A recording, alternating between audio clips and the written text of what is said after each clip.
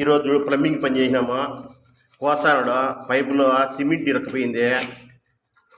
పని చేసేప్పుడు జాగ్రత్త చేయాలా. వర్కర్స్ చూడండి,